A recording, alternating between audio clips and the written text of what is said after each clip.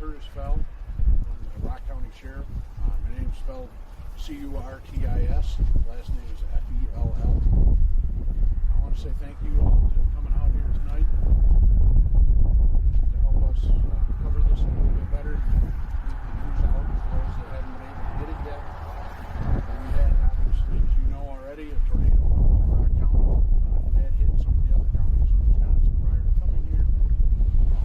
More of the technical information will be handled by the Weather Service, but to cover some things, we want to make sure everybody understands as they're dealing with some of this crisis. We've had a number of people that have suffered significant loss for their homes and some of their livelihood right now, and we're trying to take steps to help them as best we can. We don't know for sure how long some of these people will be without power. We're hoping to have it restored within the next couple of days, but there's no guarantee of that. Some of it looks like it may stretch into next week, Monday or possibly Tuesday. We'll have more information forthcoming on that as we can gather it. Currently, we still have a number of roads that are closed, that are blocked off due to power lines that are down, trees that are down that are blocking it intermingled with the power lines. So we're still trying to deal with that. I would ask that the general public stay out of these areas and allow our DPW crews and the power companies to be able to take care of what they're trying to work on, to enable these people to be able to get back to their homes and get back to some sense of normalcy.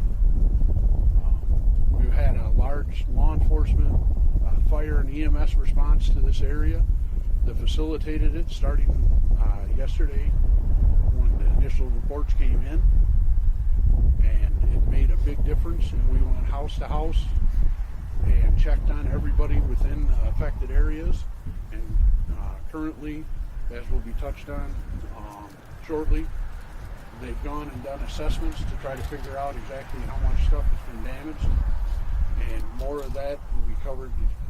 You're going to cover it with yours, to give you a little better idea exactly what we faced and what we're looking to do here shortly. For the immediate future, we ask that those that are within the affected areas with their power and their other stuff, don't grill indoors. Please avoid that. Don't run your generators indoors because that's dangerous also. And if there's water sources that can't be run because the power's been out, make sure you get your potable water from somewhere safe. Reach out to family, reach out to your community here within Evansville area. We have a number of donations, things like that came in, including water and some food that currently is being run through the fire department, and they can help allocate that as needed. So all people have to do is let us know. We're looking to have a town hall meeting at 5 o'clock tonight for the area that's still affected under the power outage. And with that, we would ask that the general public not attend that, because we're trying to deal and we want to make sure there's room for the people that have been affected. That'll be 5 o'clock at the Evansville Fire Department. Again, not for general public, it'll be for those that are affected that may be able to see some of this or have their families communicate with them. I'm going to turn this over to Tim Hallbach from Emergency Weather National Weather Service, my mistake. He can cover a lot of the technical issues that I don't even want to delve into. Tim? Hello, Tim Hallbach, warning coordination meteorologist for the Milwaukee National Weather Service office. We basically just finished our storm survey assessment. We had 3 teams out today looking at the damage, trying to figure out where the path started and ended and what the intensity was of those tornadoes. We've just sent out information, or should be sending it out soon. We've determined 2 tornadoes happened. There was one by Albany, which we've deemed a high NDF1 tornado. The tornado here that started just east of, southeast of Evansville here, going up towards Lake Koshkonong. Well, we've called that a high NDF2.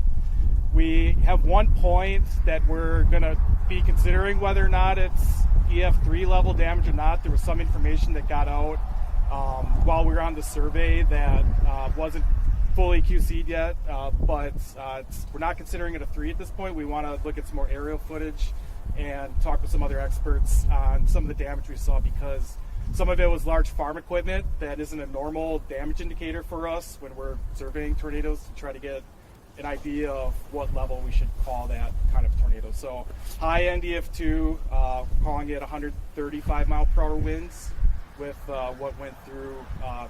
The strongest looked like it was east-northeast of Evansville here. From last night, we had tornado warnings starting at 5:04, which covered the Albanese area, and our assessment is somewhere around 5:15, 5:30-ish is when that tornado went through that area. For Evansville here, the tornado warning was out at 5:32, and from talking with people, it was around 5:40, 5:50. So for tornado warnings, that's pretty good lead time. For like our standards are normally about 10 to 15 minutes ahead of when a tornado like that happens. Obviously, when it happens in February like this, a lot of times people won't think that those warnings are legit, but from the people we talk to, a lot of people heard the warnings and were in their shelter and were safe from the tornadoes. So that's the most important thing when stuff like this happens, is that people are safe and listening to the warnings. So make sure if you get a warning on your phone in the future that you react to it. Otherwise, after this, we're going to go back to the office and we'll get out more details about exactly how long the path length was and the width of the tornado and things like that. We just want to adjust things and make sure we get that right before we toss it out. But just EF1 east of, or by Albany, and then an EF2 is what we're calling it, east of Evansville here, going northeast. Tim, when you guys were looking at this storm approaching southern Wisconsin, did it appear to be tornadic, or was it, because you're not expecting that in February?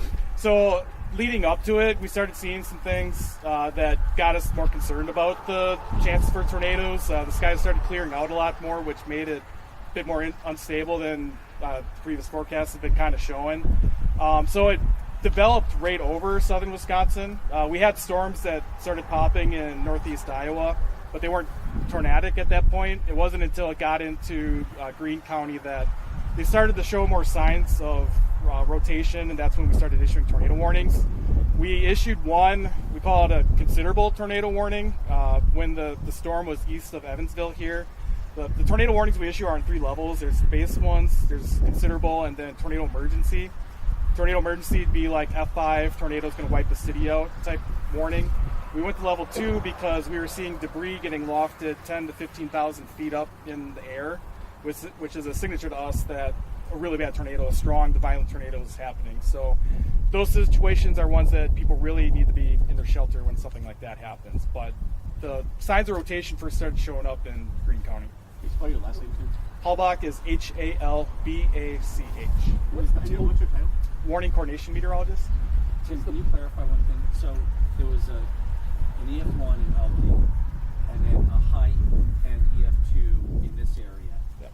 That's the one that you're looking at that might be upgraded to a 3, or there might be a third tornado? No, it's just 2 tornadoes. There's a point along the damage path. So it's whatever the worst damage point is along that path that gets it called a 2 or a 3.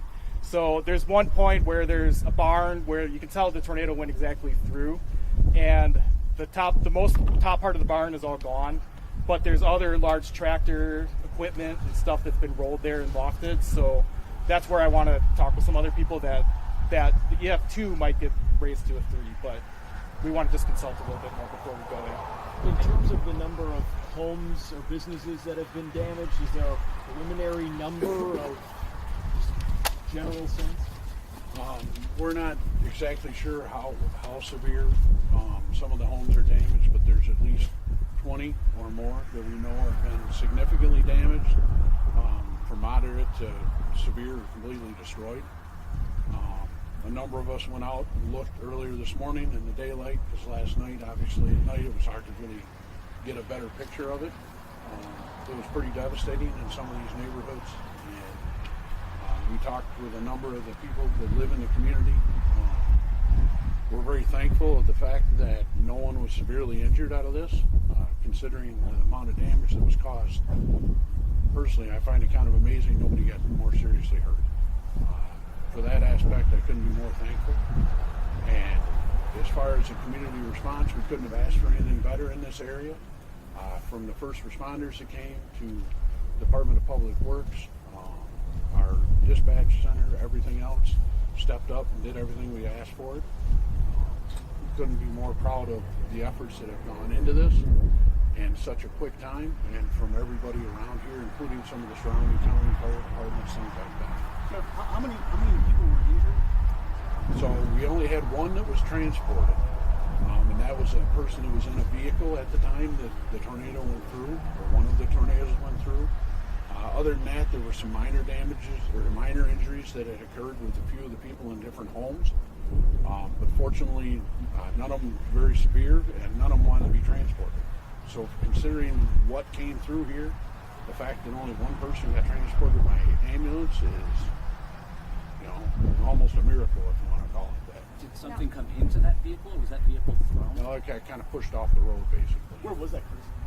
I don't know which road that was on. I don't remember. I don't want to tell you something that could be inaccurate. Obviously, the farming community is also livestock and animals and stuff like that. We heard just from people talking to us a few animals injured or lost. I don't know about animals lost. I know there were some that were missing that either got moved by the tornado or freed by it. I don't know which. That people are out trying to wrangle up now and get back in. We came across a number of them out in the community that were trying to get their animals back in. We did make sure, although the roads are blocked, that we allowed people back in if they wanted to go and take care of their animals and take care of what they needed to at their houses. We did try to block anybody that wasn't from here in getting in, as a number of you had noticed and talked to me about earlier. Part of the reason for that is we don't want people doing things to their homes, to the people that live there, while they're not able to be at their house. So if we seemed a little stringent, we were. But we also tried to provide every opportunity for those that live in the area to get to their homes, take care of what they need to, take care of their animals, their livestock, or whatever. Hey, Kurt, not to dwell on this point too much, but do you know how many people you think? I mean, you had the one person transported, but I mean, you're talking like a dozen people that maybe were injured and refused transport. Any number at all? I know at least about a half dozen that we had talked to from the law enforcement side that were banged up a little bit. Some that were in the house when the house basically collapsed around them. Bruises, any cuts? Yeah, little bruises, cuts, kind of nothing severe enough that we would, urge them, dramatically to get transported. I did talk to one family whose mom, who's elderly, was in the house, and she was standing in the middle of the living room when the roof left. The fact that she wasn't more severely hurt is phenomenal. I don't know another term to put it, but we were real fortunate with this. Tim, can you speak to the historic nature of this tornado in February, the first ever recorded history? Yeah, so obviously having a tornado in February is not normal. We're familiar with the January 2008 tornadoes that came through Kenosha County. It's the first time we've had any tornado warnings that we've ever even issued for our office in February, let alone the first tornado for the state. If anything, it's a sign that you should, any time of year we can get any kind of weather here, and it's important to be prepared for those days when a tornado like that happens. So, let alone a tornado of this magnitude, a 2 is it's not very often that we get to that level of a tornado. Most of ours are 0s and 1s, and maybe you see some shingles off some houses, and it's not a big deal. But this is pretty significant damage that we've seen here for this February tornado.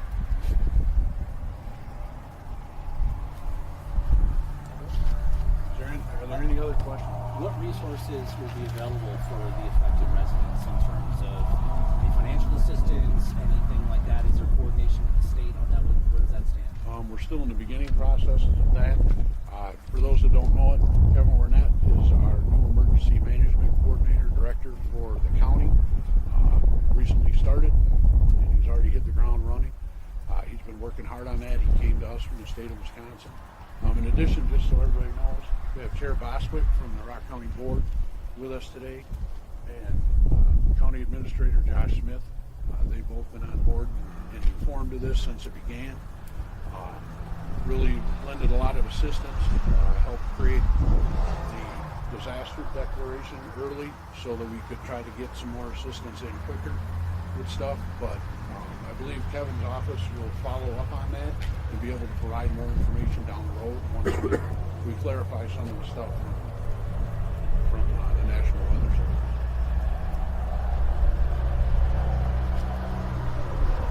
All good? Any other questions? Thank you. Thank you very much. Thank you.